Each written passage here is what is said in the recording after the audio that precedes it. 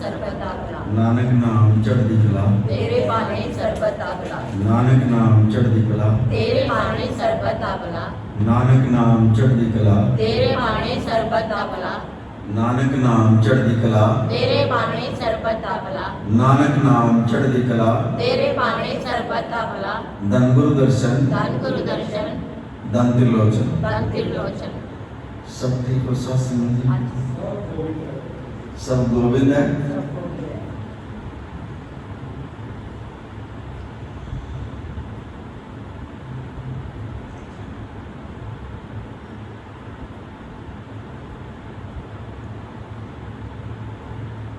आप कितनी पवित्र आत्मा हो। कोई ऊंची स्टेज पर बैठा है, कोई नीचे पर बैठा है। इन आत्माओं में से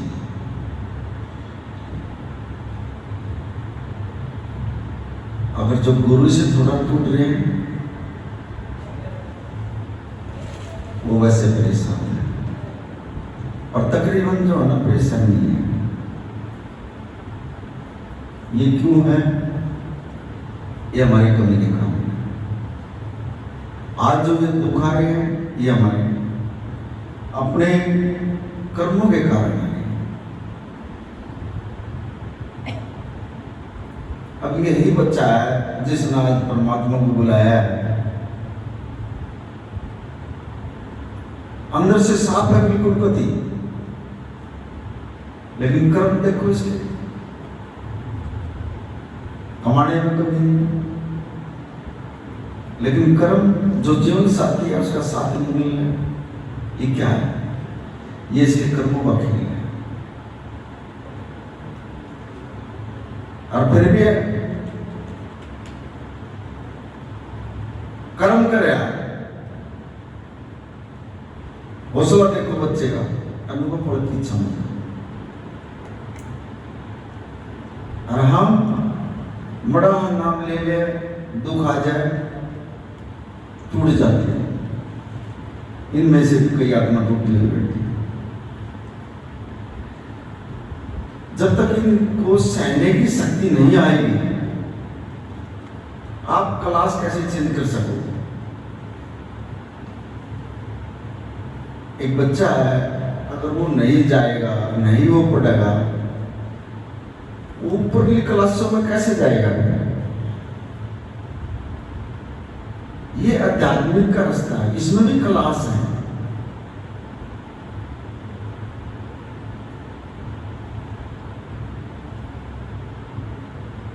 हम बड़ा दुख शरीर में होते ही गुरु से किनार हो जाते हैं, टूट जाते हैं। हिम्मत मांगो उससे, गुरु महाराज हम परीक्षा देने के लिए नहीं है, लेकिन होगी परीक्षा, परीक्षा जरूर होगी। जब तक हम परीक्षा नहीं देंगे हम क्लास में पढ़ नहीं सकते आगे। ये ध्यान रखना, पेपर जरूर होंगे, लेकिन जब भी पेपर हो मैं अरदास करती हूँ। अब जैसे बच्चों के पेपर आते हैं, वो फोन कर देते हैं, हर एक बच्चे तो महाराज जी से बात नहीं कर सकते, वो हमारे द्वारा करते हैं, बाबा जी आज पेपर है। हम अपने गुरु से अरदास करते हैं, गुरु महाराज जी आपकी बच्ची का पेपर है, बच्चे का पेपर है, जाओ इसके साथ और इसका पेपर कर दो। और वो महाराज जी थोड़ी जो है ना बात मान लेता है गुरु महाराज, और उस बच्चे का पेपर कर गया। अब उसमें बच्चे को पढ़ना पड़ेगा। और इसमें हमने जो जैसे आप पढ़ाई कर रहे हो यहाँ बैठ कर, ये जो हमारा स्कूल है ये आध्यात्मिक का स्कूल है। इसमें हम यहाँ बैठ कर पढ़ाई कर रहे हैं, और इस पढ़ाई में हमारे नंबर नहीं आओगे फिर क्या होगा? फिर फेल हो जाएंगे। अब हम यहाँ कितनी आत्माएं बैठी हैं, हम वहीं के वहीं खड़े हैं। किसी ने 10 साल हो गए, किसी ने 15 साल हो गए, किसी ने 20 साल हो गए, हमें कभी आगे बढ़ रहे हैं। ये हमारी तो कमी हुई, ये गुरु की कमी थोड़ी है। गुरु तो सोच रहे हैं मेरे बच्चे, आप अपने बच्चे को नहीं सोचते मेरा बच्चा पढ़ लिख कर ऊपर क्लास में जावा। गुरु हमें हमारे ये सोचता है मेरे बच्चे भी जो है उसी पैड़ी में खड़े रहो, हम उसी पैड़ी के ऊपर खड़े। किसी ने 10 साल हो गए, किसी ने 20 साल हो गए, किसी ने 15 साल हो गए, आगे बढ़ना चाहूंगा। वो कैसे बढ़ा जाएगा? बिन भाग्य सत्संग न लग जाए, अब बिन संगत मैल भरी जज, सत्संग से और संगत से। अब यहां जो आप बैठे हो, यहां बैठने से आप जो नाम जप रहे हो, जो आप कीर्तन कर रहे हो, जो महाराज जी का सत्संग सुन रहे हो, पता नहीं आपका कौन सा कर्म काटा जा रहा है। ये गुरु जानता है। बुलाया आपको, आप आए हैं, गुरु महाराज जी आए, इस बच्चे के भाग से जो ना देखो सचखंड से महाराज जी आ गए और फिर आपको भी बुला लिया। जिन रूहों के भाग्य में इसने लिखा था वो बुला लिया, और जिसने इसको देना है उनको बिठा भी लिया, और बिठा भी लिया तो अपना कीर्तन भी सुना दिया, और कीर्तन भी सुना दिया, फिर सत्संग भी सुना दिया। फिर उसको कुछ ना कुछ आगे ले जाना चाहता है। गुरु महाराज मेरी बच्ची हो, आप आए हो तो इसके दर्शे को खाली नहीं करना। ये गुरु का दरबार है। पहले कभी नहीं दरबार लगे, अब जहां गुरु सदगुरु बैठेगा वहां दरबार लग गया, उसका रूप आने का बैठेगा। लेकिन इन रूहों के अंदर भी अलग अलग शीशा दिखाई दे रहा है। यहां गुरु के प्रति कोई ऐसी नेगेटिविटी ना हो। कभी भी कोई बात आ जाए शरीर में, गुरु का दर्द नहीं छूटना। अगर गुरु का दर्द छूट गया और गुरु ने पीठ फेर ली, इस संसार में हमारा कोई नहीं है, कुछ नहीं है। रह जाएंगे हम संसार में। सिर्फ एक गुरु ऐसी शक्ति है जो इस लोक में भी परलोक में भी जो हमारे को जो ले जा सकता है। किसी घरवाले ने सहारा नहीं देना, किसी बच्चे ने सहारा नहीं देना, और किसी लड़की ने सहारा नहीं देना। सिर्फ संसार तक छोड़कर आ गया, और गुरु सचखंड तक ले जाएगा हमारे को। तो प्यार, सच्चा प्यार किससे होना चाहिए? गुरु से। और हम किस में बढ़ रहे? आप देखो आप किस में बढ़ रहे हो? किसी का लड़के में है, किसी का लड़की में है, किसी के परिवार में मोह है, किसी का मेरा ये काम खराब हो गया, किसी का कुछ। हम ही नीचे करो बढ़ रहे हैं। अरे गुरु को छोड़कर तो देखो, अपने आप काम होंगे तुम्हारे। पता कितनी शक्तियां खड़ी है अभी भी। इतना बड़ा ताकतवर गुरु है, उस शक्ति का कैसे पता लगता है? महात्मा जी एक गली में गुजारे हैं, पूर्ण महात्मा, और ऊपर छत के ऊपर वेश्या खड़ी है, और उस वेश्या ने देखा नीचे कौन गली में जा रहा, और उसने ऊपर से जो ना वो थूक दिया, और वो थूक उस महात्मा के ऊपर पड़ गया। सफेद कपड़े में महात्मा जी, पूरे संत, पूर्ण गुरु। अब जब उसके ऊपर वो थूक पड़ा, और उसने जब ऊपर ननू लखाया, खड़ी तो अभी किसी लेडीज ने आया, चलो अनजाने में उसको गलती होगी। अब वैसे भी खड़ी खड़ी देख रही है, ये बंदा मेरी तरफ जो ना घूर कर देख रहा है। इतने में उसका याद आ जाता है, वो खेलने की वैसे उससे।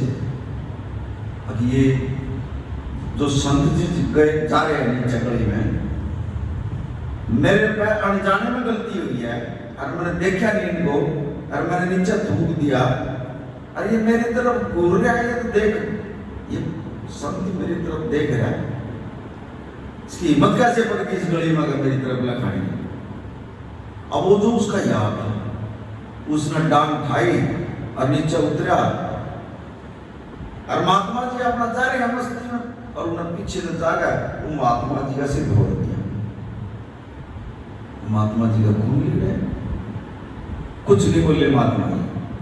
ये शक्ति बता रहे हैं महाराज जी, ये समझने वाली बात है, बड़े ध्यान से सुनना। चल रहा है बेचारा, खून लग रहा है। उसने कहा भाई,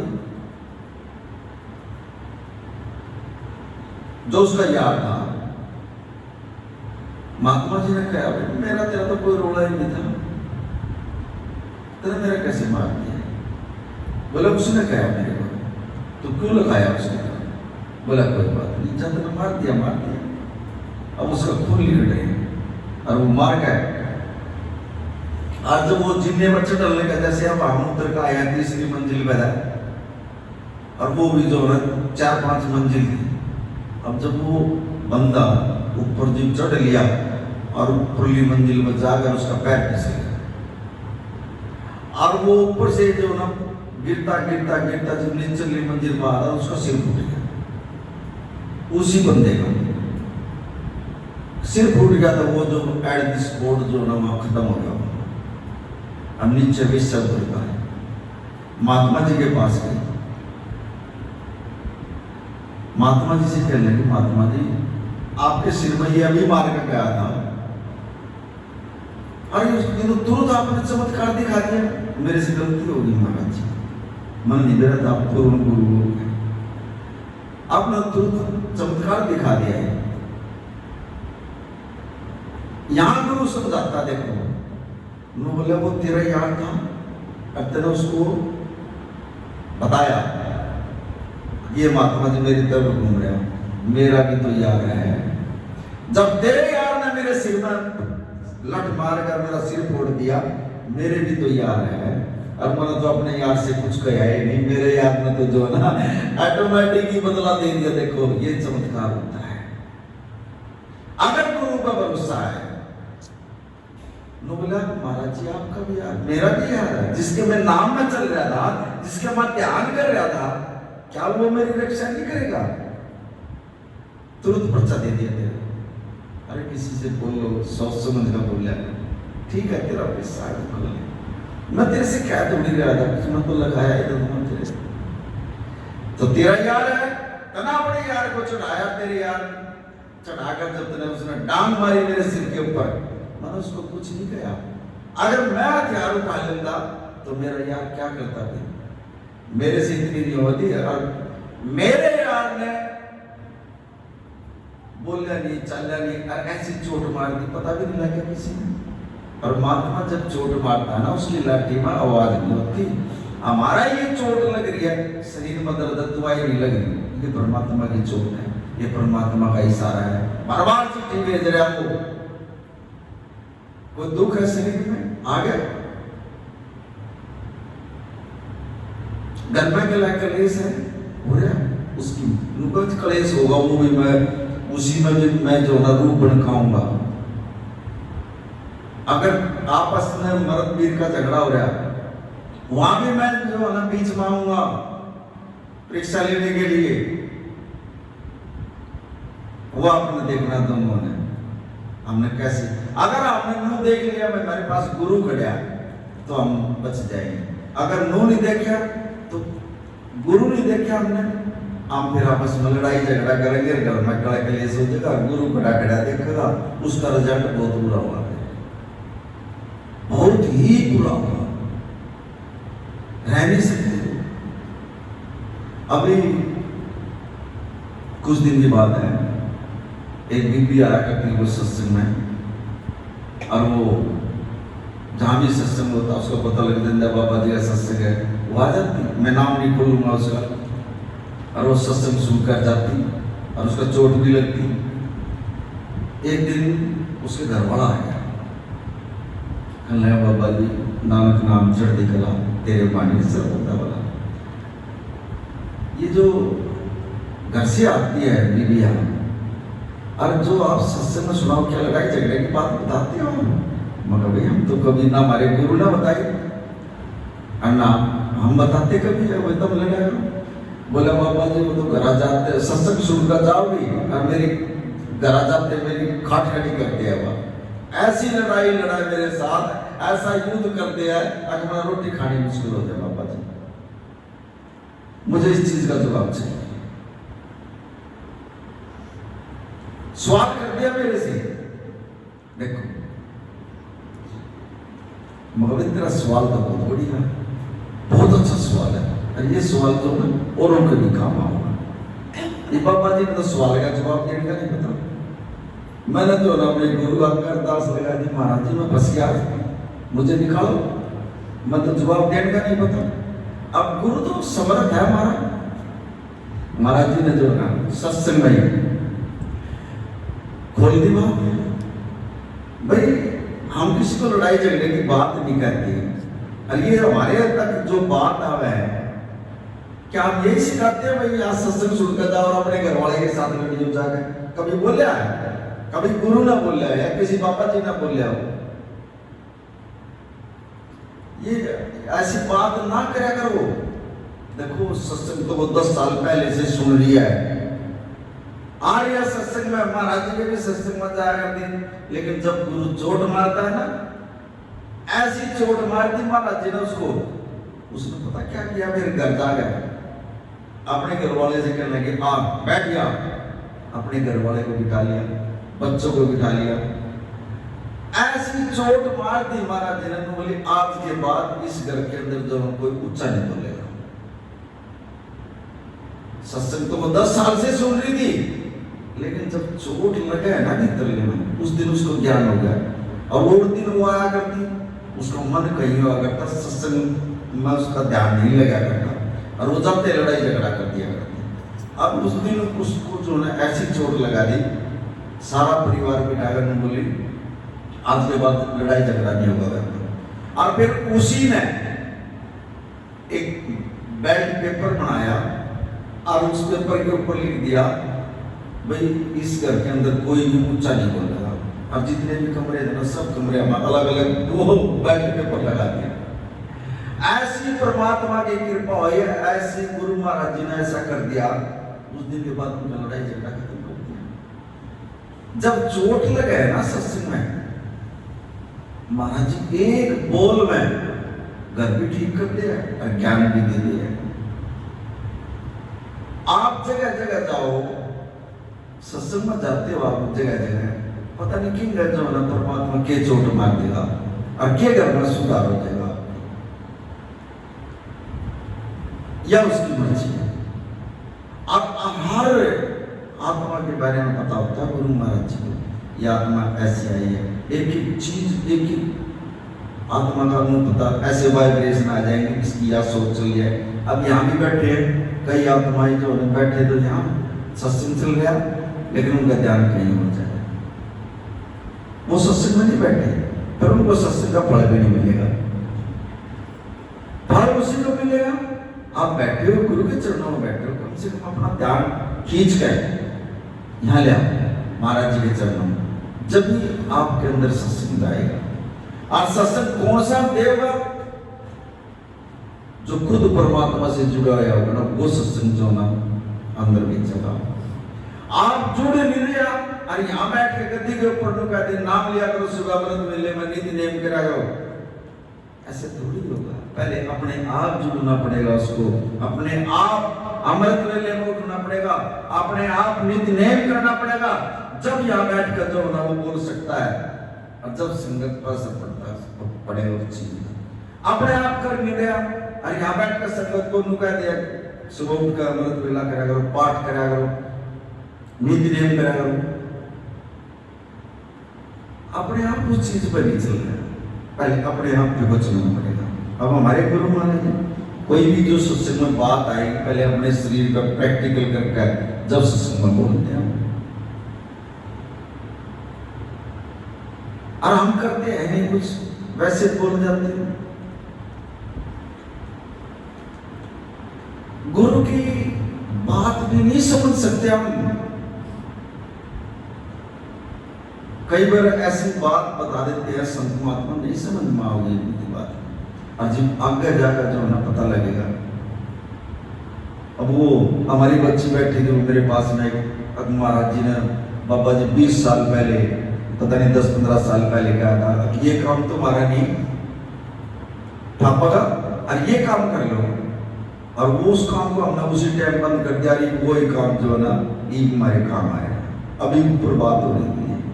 देखो सुनते कितने साल पहले भी आके भी सोच रहा है, अब उन बच्चों के काम आए और काम कर रहे हैं बच्चे। हमारी सोच थोड़ी जहां तक यहाँ देख लेंगे बस वहीं तक है, लेकिन गुरु की सोच तो तुम्हें इस लोक तक की होती है। और जब भी वो हमारे को जो नहीं रस्तों से पता नहीं कैसी कैसी खाइयों से हमारे को काट कर ले जा सकता है, ले जाएगा वो। आज भी ध्यान देगा, काटा भी ढीला कर देगा, लेकिन वो श्रद्धा, वो विश्वास, सच्चाई वो नहीं है हमारे अंदर। बाबा नंद सिंह जी जो ना सुबह हरमंदिर साहब के पास मंदिर में पाठ कर रहे थे, कोई नहीं कमरे के अंदर, और आवाज आ गई। उसने देखा, पीठ देखा, ये आवाज कहां से आ गई? यहाँ तो कोई भी नहीं, यहाँ तो गुरु ग्रंथ रखे है। उन्हें गुरु ग्रंथ के आगे अरदास लगाई, महाराज जी जो आपका असली रूप है ना वो दिखाओ, मैं आपकी भाषा नहीं समझ रहा, जो आप भाषा में बोल भी रहे हो, मुझे रूप दिखाओ, दर्शन दो। गुरु नानक देव जी को कह दिया। और मैं मानता ही नहीं, आप बोल तो रहे हो, और मैं गुरु ग्रंथ क्या कर मत्था टेक रहा हूं, आवाज आ रही है कमरे में, लेकिन मुझे दर्शन दो। बोला मुझे जो है ना इस गुरु ग्रंथ में इसी को गुरु नानक मान ले, जा। बोला फिर वो जो पहले आपने मुझे कुछ दिखाया था वो दिखा दे। बोला मैं आपका चोला, ये चोला जो है ना ये छोड़ दूंगा। बोले मैं जिसने हमारा चोला पकड़ लिया वो छूट जाएगा, ऐसा चोला नहीं छूटेगा। जब मैं बोल कर सुना रहा हूँ, अब कई बार जो ना महाराज जी मेरे पंजाबी भाषा नहीं समझ मानती, सच बता रहे हैं। और महाराज जी मुझे दर्शन नहीं हो लिया तक, लेकिन अब महाराज जी आएंगे और पंजाबी भाषा में बोल कर वो चले जाओगे, और मेरी आत्मा वैसे खुश हो जाए मेरे भीतर था, महाराज जी आए थे अब पंजाबी में बात करके, लेकिन मैं समझ नहीं सकता उसको, भूल जाते हैं।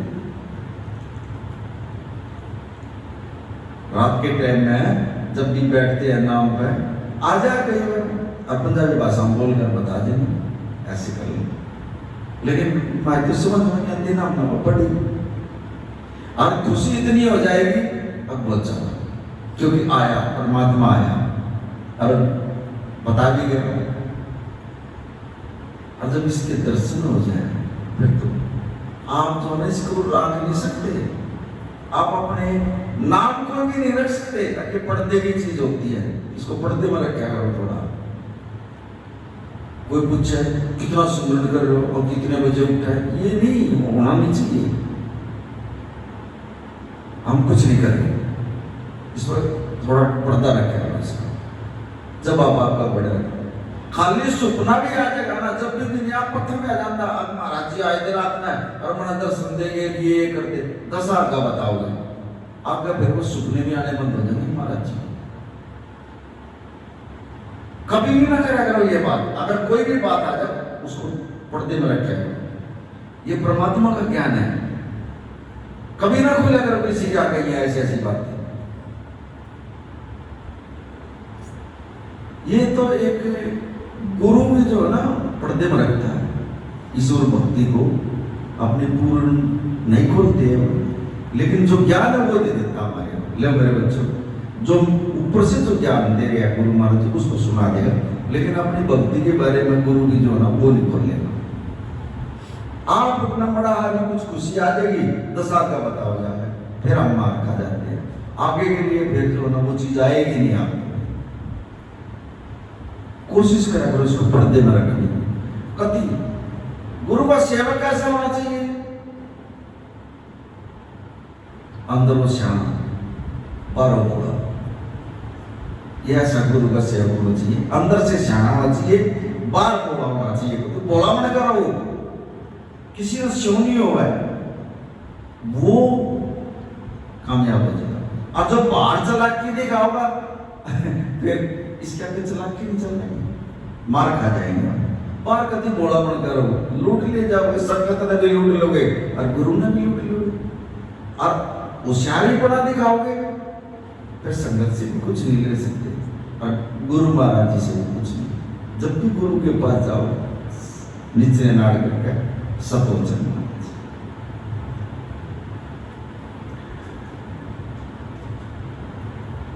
एक राजा से जो है उसके वजीरों ने कह दिया कि महाराज जी, राजा साहब बड़े ध्यान से सुनना, इसमें भी जो है ना आपको इतनी गहराई की बात मिलेगी। गुरु कैसे साथ देता है देखो, अगर आप किसी बच्चे की बलि दे दो तो आपका बच्चा पैदा हो, उसके बच्चे नहीं देना पैदा। राजा कहने लगे यार बलि देगा, और मैं किसी बच्चे की बलि दूंगा फिर मेरा बच्चा होगा, अगर वो बच्चा होने वाला मेरा ही उल्टा काम कर दिया था उसने। अब जो ज्योतिषी थे, जो बैठे थे वहां विद्वान, कहने लगे ना राजा साहब ने तो करना पड़ेगा, किसी बच्चे की बलि देनी पड़ेगी। बोला विषय मतलब लिया, फिर किसी बच्चे ने जाओ ढूंढ गए, जाओ जो तुम नहीं मानते तो वो चले गए। उसके वजीर जो है ना उस किसी बच्चे के लिए, और भले जो कोई देगा अपने बच्चे को, उसको जो चाहिएगा ना मैं वो दे दूंगा, क्योंकि राजा था वो। अब वो ढूंढते ढूंढते जो है गरीब के पास चले गए, उसके 4 लड़के। अब 3 लड़के तो उसका काम करने वाले, और एक लड़का ऐसा था वो सत्संग में चले जाओ और कुछ नहीं करा, अपना महाराज जी के उसमें नाम में मस्त रहा वो बच्चा, और गुरु का नाम लिया, और वो गरीबी में था पंडित जी महाराज। और वो चले गए उसके वजीर, कहने लगे भाई एक बच्चा चाहिए आपने, बलि देनी है उसको। अब वो पंडित जी कहने लगा भाई मेरे पास आ गया एक लड़का, इसको ले जाओ। अच्छा बोला राजा साहब इतना दम दे देगा तेरे तक, तेरी गरीबी दूर हो जाएगी। बोला ले जाओ उस बच्चे। उसने अपना एक बच्चा उनके हाथ पकड़ा दिया। अब बच्चा पूछ रहा अपने माँ बाप से, पापा मुझे कहां भेज रहे हो?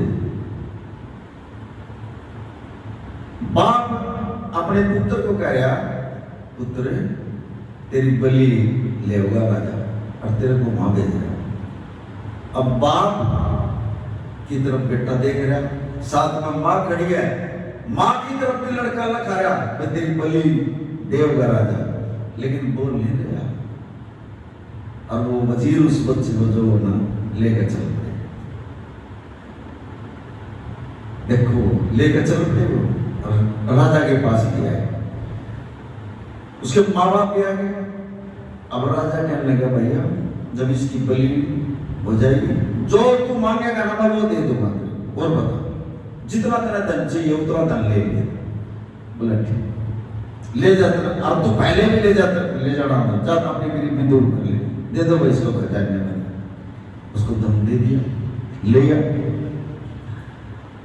अब उसने 3-4 दिन भोगे रहते हुए वो राजा के दिमाग में आई, अगर मैं किसी बच्चे की बलि दूंगा और मेरा जो बच्चा पैदा होगा, और ये तो बड़ा बच्चा संस्कारिक लग रहा है मुझे, इसके जो कर्म है, इसकी जो सोच है, इसकी जो विचार है, बहुत अच्छे विचार लग रहे हैं।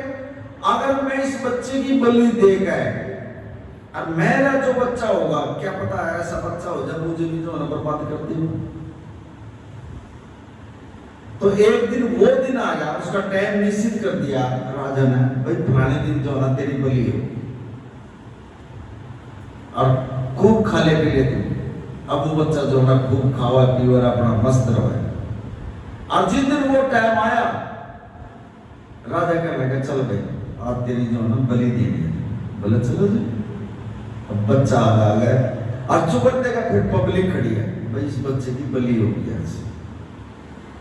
अब राजा कहने लगा उस बच्चे से, भाई तने किसी से कुछ करना है, करना तने कुछ? हाँ काम ने करना राजा साहब, कर ले फिर जो कुछ करना। बच्चा वहां मिट्टी पड़ी है, उसने 4 ढेरी मिट्टी की बनाई उस बच्चे ने। बड़े ध्यान से समझिए, जो गुरु ने ज्ञान दे रखे ना, वहां ज्ञान आपके आम आ गया उस बच्चे ने। उसने 4 ढेरी मिट्टी की बनाई उस बच्चे ने, और 4 ढेरी बना गया। अब चुपड़ देना पब्लिक खड़ी है, उसने पहली ढेरी के आगे हाथ जोड़ गए और अरदास लगाई, पहली डेरी जो अरदास करके जो उसने मन में बात कही उसने वो हटा दी। फिर उसने दूसरी डेरी क्या कर फिर उसके भी लात मार दी। फिर उसने तीसरी डेरी क्या कर उसके भी लात मार दी। सिर्फ एक डेरी रह गई और जो मिट्टी की बनाई उसने जो है उसके आगे मत्था टेक लिया। बोला राजा साहब मैंने अरदास लगा लिया अपनी जो तने करना भाई तू कर मेरी बलि ले लेती। अब राजा अचंभे में पड़ गया नो भाई ये बच्चा ने ये चार जो मिट्टी की जो डेरी बनाई है इनमें को राज होगा इससे कुछ हो इस बच्चे से। अब राजा ने जो है उस बच्चे से सवाल किया बोला ये जो तूने चार डेरी जो बनाई है मिट्टी की और तूने तीन ये पैर लात मार के खत्म कर दी इनके बारे में तू मुझे बता समझा मुझे। बोले राजा साहब पहली जो डेरी थी ना या थी राजा की। मैंने राजा का भी अरदास लगाई। अब राजा का कर्म क्या होता है प्रजा की सेवा करना। अब राजा खुद मेरी बलि ले रहा है राजा खुद मुझे नहीं बचा सकता तो राजा साहब या तेरे नाम की डेरी दी तू मेरी बलि ले रहा है तू मेरा बचाओगा तो करा तो मुझे बलि के उसमें ले जाने के लिए जो है लगाई थी राजा ही मना बचा लेगा। लेकिन राजा साहब तो खुद बलि ले रहा है इस करके राजा साहब ने तेरी की डेरी खत्म कर दी। दूसरी डेरी मैंने अपने माँ बाप की लगाई उनके आगे भी मैंने अरदास लगाई लेकिन राजा साहब मेरे माँ बाप मैंने खड़ा बचा दे जिसने जो ना बलि देने के लिए तेरे को दे दिया उनकी भी खत्म कर दी मैंने। मेरे माँ बाप ने भी मेरा साथ नहीं दिया। तीसरी बोला मैंने जितने भी देवी देवता थे ना सब या उनकी डेरी लगाई थी। अब एक भी तो देवी देवता नहीं आया मेरे आगे बचा लो मैं। आपने तो मेरे को बलि चढ़ाना एक भी देवता अगर वो निकल नाम बचा लेंगे मैंने। या तीसरी डेरी जो देवी देवताओं की थी या भी खत्म कर दी मैंने। और चौथी डेरी मेरी गुरु की है राजा साहब ये मेरा गुरु फैसला करेगा इस चीज का। अगर मेरे गुरु समर्थ है और मेरा गुरु पूर्ण है तो राजा साहब तू मुझे बलि नहीं चढ़ा सकता जा। और मैंने अपने गुरु के आगे मत्था टेक लिया है। इतनी बात सुनकर राजा ने सोची अरे ये तो बच्चा बड़ा दिमाग वाला लगे है। और जब उसने गुरु के आगे अरदास लगाई तो गुरु ने जो ना राजा की बुद्धि पलट दी। राजा कहने लगा भाई मैं जो है इस बच्चे की बलि नहीं चढ़ाऊं। ये तो इतना होनहार बच्चा है इतना ज्ञान है इसको। खेल गुरु का हो गया फिर वहां सारा। जब उसने गुरु की आगे मत्था टेक लिया एक मिट्टी की डेरी बनाकर गुरु ने जो है राजा का भी दिमाग पलट दिया। और राजा जो है नाटक में बोले इसकी बच्चे की बलि नहीं होगी मैं इसी को गोद ले लूंगा और यूं ही राज कराया। राजा ने उसी बच्चे को गोद लिया और उसी को गद्दी में बिठाया और उसी ने राज किया। ये गुरु की ताकत। गुरु इतना समर्थ होता है। गुरु पर तो भरोसा कर लेना ना बेड़ा पार कर दिया मेरे गुरु। लेकिन हम भरोसा तो नहीं करते ना। उधर से उस वेश्या के यार गए गवर्नर तोड़ा। इधर से देखो राजा उसको बलि चढ़ा रहा था। राजा का दिमाग बदल दिया और बच्चा जो है बलि नहीं चढ़ाने दिया गुरु महाराज ने। गुरु अगर जो चाहो ना काटा भी नहीं लगा। अभी भी आपको पता नहीं है आप यहाँ जो सचखंड में बैठे हो अभी भी ये सचखंड है गुरु का। आपको महाराज जी जो है ऐसे गोदी में लेकर बैठे हैं। आए मेरे बच्चे आए ऐसे गोदी में ले रहे आपको।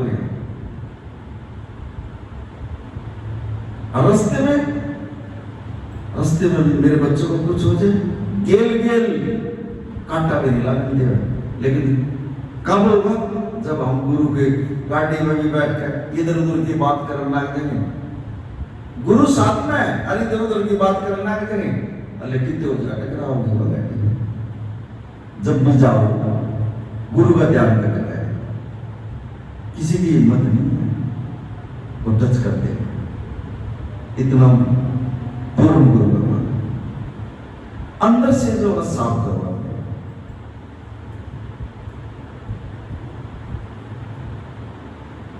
तो इतने अच्छे भाग है, इतने अच्छे कर्मा वाले हो, इतना पहुंचाया गुरु, पूर्ण गुरु आपने मिल गया। और ना पता नहीं कोई ऐसा डोंगी पतेली दुकान खुल रही है, ऐसी जगह चले जाते हम, भटक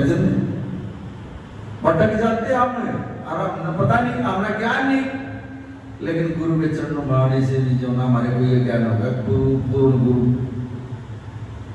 कैसा होता है। गुरु गोविंद सिंह जो ना ऐसे जंगलों में शिकार करने के लिए जा रहे थे, और वो एक जंगल में बैठ गए, वहां जा गए, बैठ गए तो इतना भारी अजगर सांप आया उनकी तरफ, और जो उसके सेवक थे वो खड़े खड़े जो उधर देख रहे थे। अब वो सेवक कहने लगे, महाराज जी ये तो आपकी तरफ आ रहा है। कहने लगे इसको रोकना नहीं है आपने, इसको रोको नहीं। बोले महाराज जी वो आपका करते हैं कुछ, तो बोले ना इससे कुछ नहीं करना, आने दो इसको। अब वो आया, अब महाराज जी ने ऐसे चरण कर दिया बड़े उसकी तरफ, और चरण करते महाराज जी के चरण लिए उसने, और वो ऐसे पलट गया, और पलटा तो उसके नीचे जो है ना इतने कीड़े लग रहे थे, उस सांप के नीचे इतना भारी था, वो चूट चूट कर खा रहे थे उसने। अब वो जो सेवक जो मुर्दे ना खड़े थे, वो उन्होंने फिर पूछा महाराज जी से, महाराज जी ये जो इसको मांस खाने लग रहे हैं, इसका ये इतने जो लग रहे हैं, ये इसके बारे में बताओ हमारे को। जब गुरु गोविंद सिंह ने जो ना समझाया, तो बोला ये कोई संत था, लेकिन इसने जो ना संगत को अंधेरे में रखा, ये थोड़ा वैसे दूसरी टाइप का था।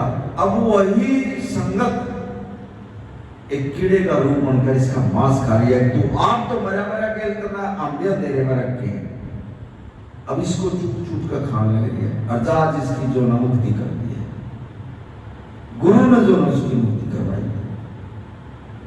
पूर्ण गुरु के चरणों में आने का उसने जब उसके जीव से अपना महाराज के चरण छुए, वो उसी टाइम जो ना खत्म हो गया, और खत्म होता है वो पलट गया, और पलटते जब देखा उन्होंने नीचे इतनी कीड़े लोग खान लग रहे हैं उसका मांस, तो जो चुके थे ना, जो उसके सेवादार खड़े थे, उन्होंने जब सवाल पूछा था महाराज जी ये क्या है, बोले ये संगत है, और इसने अंधेरे में रखा संगत, अब ये चूट चूट कर खा लिया, इसको बताओ, ये तो हमारे भाग है, हम तो शुक्र मनावा प्रभु का, इतना उच्चा सुच्चा गुरु मिल गया। और आप इतनी छोटी सोच करके बैठ जाओ, इतना ऊंची सेंस होगा, सेंस गुरु मिल गया, और बड़ा हाथ उठा जाए, और मां डायरिया तोड़ के खड़े हो जाओ,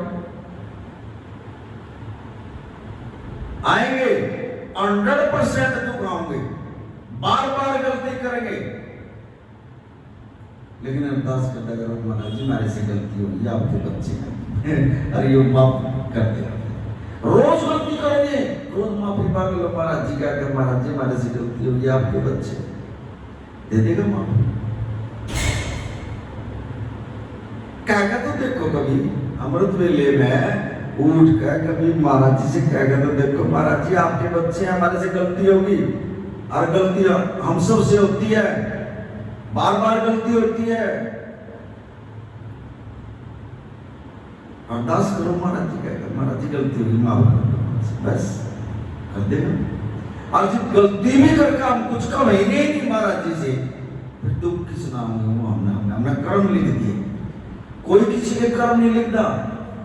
आज इस बच्चे के साथ जिस बच्चे ने ये परमात्मा को बुलाया है, इसके जो ये कर्म है, पिछले जन्म में जो है ना, इसका जो इसके घरवाले का था, कुछ ऐसा दोष रहा है, इसने नहीं मानी, इस पिछले जन्म की बात है इसमें, और इस जन्म मान गया, आज वो जो ने इससे बात नहीं करी, न तलाक करेंगे, क्योंकि 60% कर्म हम पिछले कर्म जन्म के भोगते हैं, और 40% इस जन्म के हम भोगते हैं।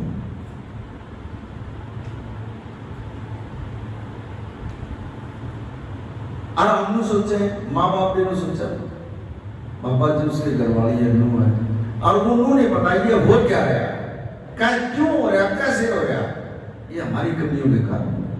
लेकिन उस पिछले जन्म में छोड़कर इस जन्म में ना फाइल खोल लो, एक अगर फाइल खोल लोगे तो अगला जन्म भी खराब हो जाएगा। फिर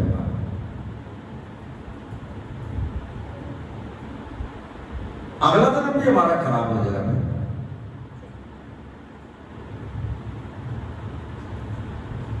राजा ने अपने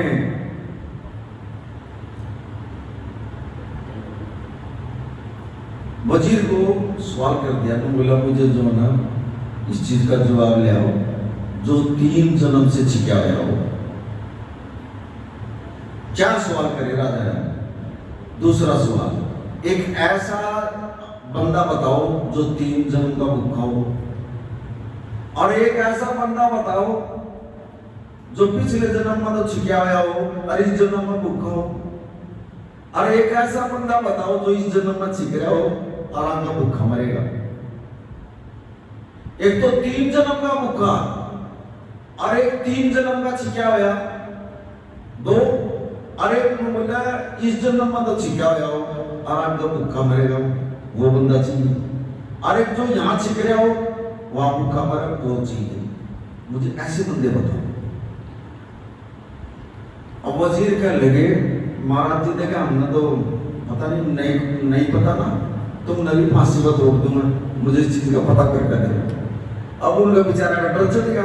अब वो किसी संत महात्मा के नजदीक गए और उन्होंने जो है महात्मा से पूछी, कल महात्मा जी राजा ने सवाल कर दिया जो 3 जन्म का क्या है, एक तो ऐसा बंदा बताओ हमारे को, और जो 3 जन्म का भूखा एक ऐसा बंदा बताओ, और जो यहाँ छिपा हुआ और माँ भूखा एक ऐसा बंदा बताओ, और जो यहाँ छिपा हुआ और माँ भूखा ऐसा बंदा बताओ। अब संत कोई पूर्ण सतगुरु ही बताएगा इसको। अब वो महात्मा जी गुरु बताता है वजीरों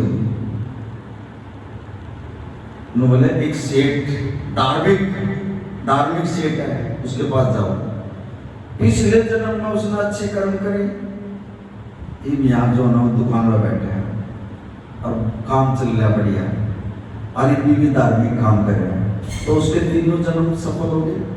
पीछे उसने अच्छा दान पुण्य कराया, अगले जन्म में उसने देखो ये बीवी बढ़िया दुकानदारी चल रही है, और अगर भी वो दान पुण्य में इसके 3 जन्म ठीक है।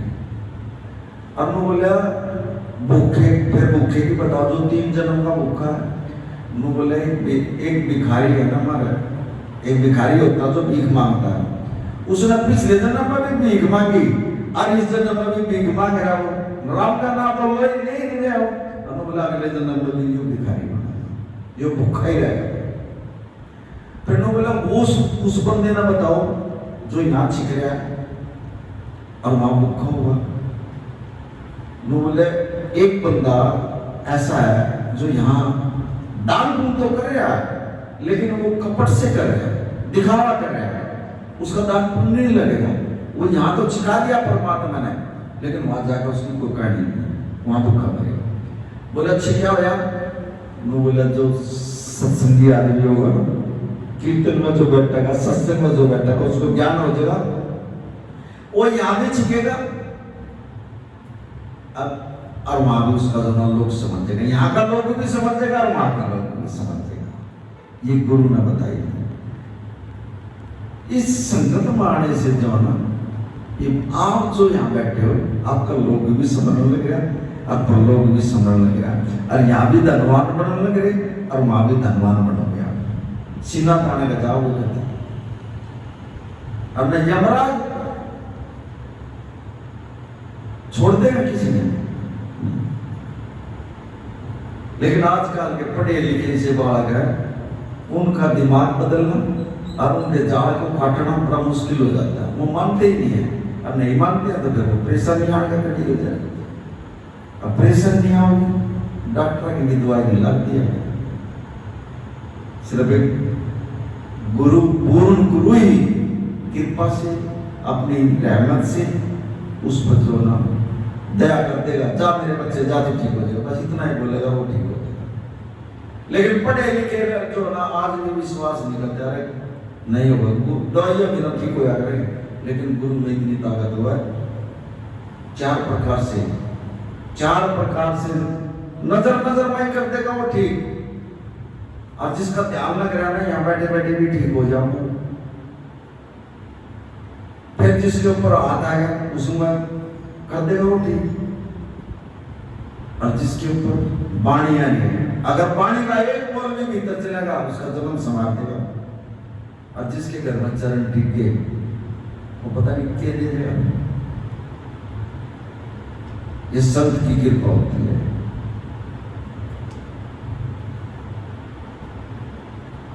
कभी भी अपने मन में कभी भी ये मत रखा करो गुरु के प्रति कोई बात नहीं आनी चाहिए। ध्यान रखा करो, जुड़े रहा करो परमात्मा से। प्रभवनासी अंतर्यामी इस जाप कर लिया करो। नानक नाम चढ़ती कला तेरे माने सर्वदा बला, या राम राम कह ले, कृष्ण कह ले, या हनुमान जी कह ले, कुछ तो बोल लिया करो। जब हम उससे जुड़े रहेंगे तो हमारा ध्यान जो है, ये आपका ध्यान क्यों नहीं जमता सुबह, क्यों नहीं उठते आप सुबह? सिर्फ यही कारण है, हम दिन में जो है ना संसार में रहते हैं। और जब संध्या वाला भी फिर उसने याद नहीं करते, फिर ठावा तो गुरु ही है। हम आप नहीं उठ सकते सुबह, गुरु ही उठाता हमें, और गुरु ही नवाता है, और गुरु ही जाप करता है। जाप भी गुरु करवाता है, सुमरन भी गुरु करवाता है। आप जो यहाँ से घर से यहाँ तक चल का ये भी गुरु ले आए आप, और बोल भी गुरु रहे आपके। जब सारा काम गुरु कर रहा था, फिर गुरु ने क्यों अपने अंदर बिठा लिया? ये गुरु महाराज, मैं आपको हृदय से याद करती हूँ, मैं आपको दिल से याद करती हूँ, ऐसे बोला करो परमात्मा से, और आपके अंदर आ जाएगा।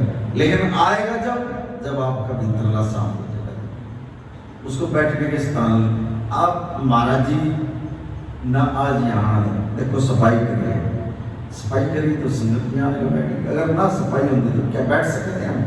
ये परमात्मा का घर है, असली मंदिर है ये, चलता फिरता मंदिर है ये परमात्मा का, जिसमें परमात्मा खुद बैठा है। उसने सारी सृष्टि की रचना करके है, और वो इसके अंदर ही बैठे। जिनको तंग कर दिया था परमात्मा, इसने सारी सृष्टि की रचना करी, रचना कर एकांत में बैठ गया है। सबसे पहले इंसान गया इसके पास, कहने लगा ये परमात्मा तने ऐसी सृष्टि ऐसी रचाई, मेरे तो बहु घर वाले बीमार हो गए, मेरे बच्चे बीमार हो गए, और वहां दूसरे दिन फिर और 10 पहुंच गए, मेरे बच्चा का मुंह हो रहा। थोड़े दिन में जो है वहां काफी आदमी इकट्ठे हो गए, और परमात्मा ने फिर जो सारे देवी देवता बुलाए, बुलाओ इनको सारे देवी देवता, सारे देवी देवता बुलाए। इनको बोला भी मुझे एक फैसला चाहिए, मैंने ये सृष्टि रचाई है, मुझे कुछ कोई ऐसी जगह बताओ अब ये जो ना मुझे तक ना करे, मैं एक शांतों पर बैठ जाऊं, बस ये मुझे छोटा के नहीं, जब मैं कहीं चला जाऊं, कहाँ जाऊं मुझे? उसने पहले अनुमान तक पूछी, बोला महाराज जी मला पर्वत पर बैठ जाएगा परमात्मा से, तो जो पूरे ब्रह्मांड को चलाएगा। फिर उसने दूसरे देवता का पूछी, बोला जी जल में समा जाओ, बोले ये जल में भी पकड़ लेंगे मैंने। जब विष्णु भगवान ने नन्नू बता दिया कि वहां बैठे आए सर्प के ऊपर, उड़ा भी नहीं छोड़ेंगे मैंने। एक देवता ने बोला आपने कड़ी जाने की जरूरत नहीं, आपने बढ़ा दिया ना, आप इसके अंदर ही चले जाओ और वहां जाकर बैठ जाओ। और ये जो जीव है ना, फिर ये बाहर धक्के खाओगे, बाहर भांडेंगे क्या धक्के खाते, आपने कोई नहीं ठोकेगा। ये हम क्या है, कोई हरिद्वार जा रहा है, कोई मंदिर में जा रहा है, कोई किसी मंदिर में जा रहा है, और टक्कर मारते हैं, और वही शरीर के भीतर बैठे हैं, उस तक कोई नहीं पूछता। अगर हम अपने अंदर जावे तो आत्मा भी और परमात्मा भी दोनों चीज है इसके अंदर, और वो मिलाना वो गुरु का काम, हम नहीं मिला सकते। आत्मा और परमात्मा को मध्यम जो बना वो गुरु बना, गुरु मिलाता है इसको। हमने कड़ी जाने की जरूरत नहीं, वो अंदर ही बैठे।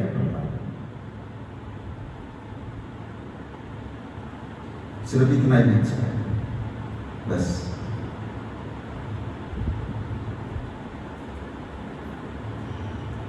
यही देवता हमारे से, और जब यहां से ये हो जाएगा, बोलोगे नहीं किसी चीज को, आपके चेहरे पर नूर ही और आ जाएगा। फिर